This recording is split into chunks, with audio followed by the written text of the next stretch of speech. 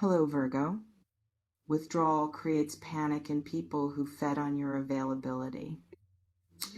Watch what happens when you stop offering yourself freely, when you stop being accessible, when you stop responding with the speed and enthusiasm they've grown accustomed to.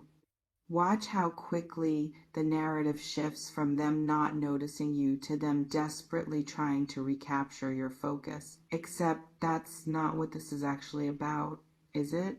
Because you're reading this hoping it's true, hoping that pulling back your attention creates the reaction you've been waiting for, hoping that withdrawal triggers pursuit, hoping that finally, they'll see what they had now that you've taken it away. And maybe that happens, maybe it doesn't. But let's examine what you're really doing when you withhold attention strategically. You're still making them the center, still organizing your behavior around their potential response, still giving them power over your choices by choosing based on what might make them react. That's not taking your power back. That's just a different flavor of the same surrender. Lungs feel tight, like air isn't reaching the bottom. Stop you from moving on. That's the premise, right? They're going to recognize what they lost. They're going to realize your value. They're going to do something, anything, to prevent you from continuing forward without them in whatever capacity they've decided they want to occupy. But let me ask you something uncomfortable. Why do you need them to stop you? Why isn't your own decision to move on enough? Why does their intervention, their sudden awakening to your worth, their desperate attempt to keep you, why does that matter more than your own clarity about needing to go? Because if you're genuinely moving on, if you're actually done, if you're truly ready to walk away, their reaction becomes irrelevant. They could grovel or ghost, and neither would change your trajectory. But you're not moving on, are you? You're staging movement, performing departure, creating distance specifically calculated to generate the response you're hoping for.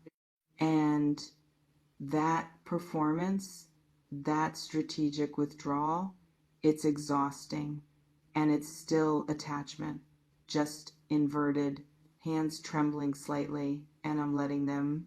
Stopped giving them attention. Past tense. Already done. Already implemented. You've already pulled back, created space, stopped feeding the dynamic that wasn't nourishing you. Good. That's healthy. That's necessary. That's you recognizing that some connections drain more than they give, and choosing yourself over the comfort of familiar dysfunction. But if you're doing it strategically, if you're measuring their response, if you're counting days or monitoring their behavior or hoping your absence creates the awakening that your presence never could, then you haven't actually withdrawn your attention. You've just redirected it from active engagement to passive observation, from participation to surveillance. And surveillance is still attention, still focus, still energetic investment, just sideways. So the question becomes, did you stop giving them attention? Or did you just change how you deliver it? Stomach churning like something's trying to surface. They're going to stop you, prevent you, interrupt your forward momentum, block your path to whatever life looks like without them in it. And you want that, don't you? Want the intervention, want the grand gesture, want them to suddenly realize what they're losing and fight for you the way you've been fighting for scraps of their inconsistent interest. Want them to want you the way you want them. Finally, equal, reciprocal, mutual. But here's the brutality you might not want to face. If they do stop you, if they do intervene, if they do suddenly show up with changed behavior and renewed interest, will it be because they actually see you clearly now, or because they've noticed they're losing control? Because attention withdrawal, strategic distance, pulling back, these tactics work. They do trigger reactions, but the reactions they trigger are often about ego, about control, about not wanting to lose rather than wanting to keep. And can you tell the difference? Can you distinguish between someone fighting for you and someone fighting against losing their grip on you? Most people can't. Most people are so starved for attention that they accept pursuit without examining motivation, accept renewed interest without questioning what sparked it. And that's how you end up back in the same dynamic with a different coat of paint. Throat raw, like I've been screaming into silence. Moving on in 2026. Specific time frame. Future marker, clean break point where old patterns end and new life begins. Except time doesn't work that way. Years don't create transformation. Calendars don't heal wounds. Arbitrary dates don't suddenly make you different, stronger, clearer, more capable of walking away. You do that through choices, through consistent action, through actually moving forward instead of staging departure while hoping for rescue. And tying your evolution to a calendar year, to 2026 as some magical threshold where everything changes, that's just another way of postponing, of saying, I'll really do it then while staying stuck now. Because if you're ready to move on, you move on. Today, this moment, not in 2026, not after they've had one more chance to stop you, not after you've tested whether your absence creates the reaction you're hoping for. You just go. And going means they can't stop you because you're already gone, already shifted, already unavailable for the games and the patterns and the dynamics that weren't working. Chest feels compressed, like breathing requires effort. I don't have.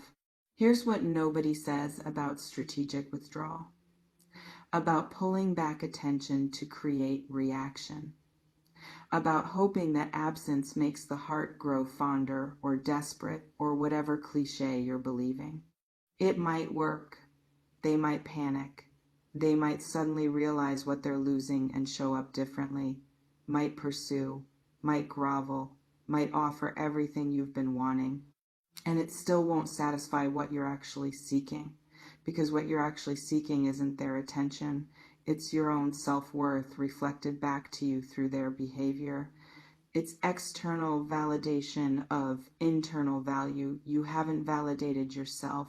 And no amount of their pursuit, their changed behavior, their suddenly seeing you, none of that can give you the internal recognition you're outsourcing to their reaction. So even if they stop you from moving on, even if they intervene with exactly the energy you've been hoping for, you'll still be waiting, still needing more proof, still uncertain whether it's real or reactive or just another performance, because you haven't done the internal work.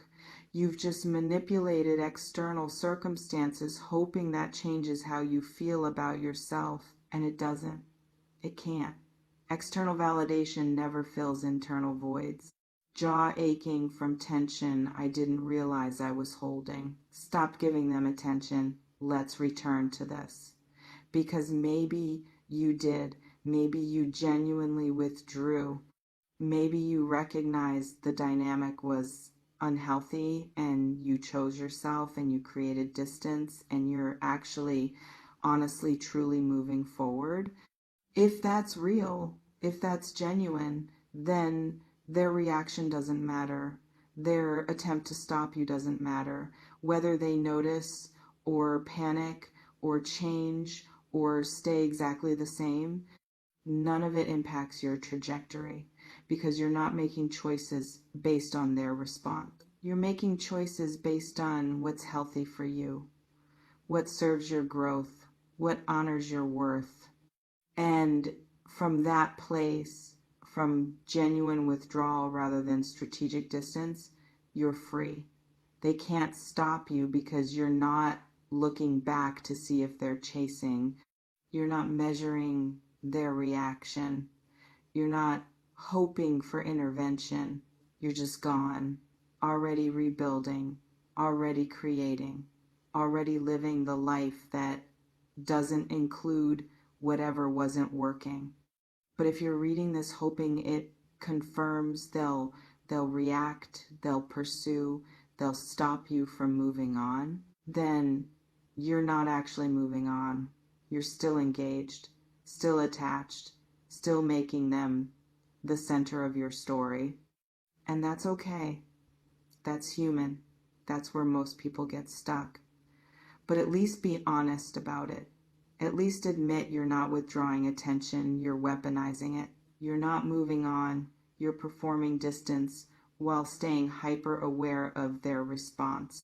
Because honesty, at least, gives you somewhere to work from. Shoulders burning like they've been carrying weight too long stop you from moving on. Prevention, intervention, disruption of forward momentum, and the assumption that this is what you want, what you need, what you're hoping for. But what if being stopped is the worst thing that could happen? What if their intervention isn't rescue but regression? What if them preventing your movement forward is exactly what keeps you stuck in patterns that don't serve you? Because moving on is hard, it's painful, it requires grief and letting go and accepting that some things, some people, some dynamics, they're done, over, finished. And having someone stop that process, interrupt that painful but necessary growth, offer you a reason to stay, that's tempting, that's seductive. That's the easy path that leads right back to where you are now. So maybe the real question isn't whether they'll stop you. Maybe it's whether you'll let them. Whether you'll accept the intervention as rescue or recognize it as another way of staying small, staying stuck, staying in dynamics that require you to manage other people's emotions instead of honoring your own. Can you recognize the difference between being fought for and being manipulated back into familiar dysfunction? Most people can't.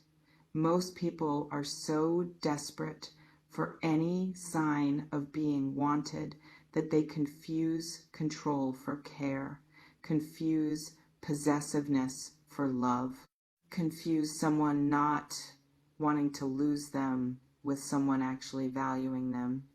And that confusion, that inability to distinguish, that's what keeps you going back.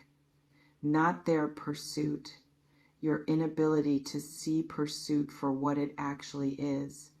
Whole body feels different now, steadier somehow. So here's what I'm not going to tell you. I'm not going to confirm they're panicking. Not going to promise they'll stop you from moving on. Not going to validate your hope that withdrawal creates the reaction you've been waiting for. Instead, I'll tell you this. If you've genuinely stopped giving them attention, keep going. Keep that boundary. Keep that distance. Not to manipulate their response, but to honor your own needs. And if they do react, if they do try to stop you, if they do suddenly show up differently, examine it carefully. Ask yourself whether it's genuine shift or strategic response, whether they're seeing you clearly or just uncomfortable with losing control. And regardless of their reaction or non-reaction, keep moving, keep building, keep creating life that doesn't require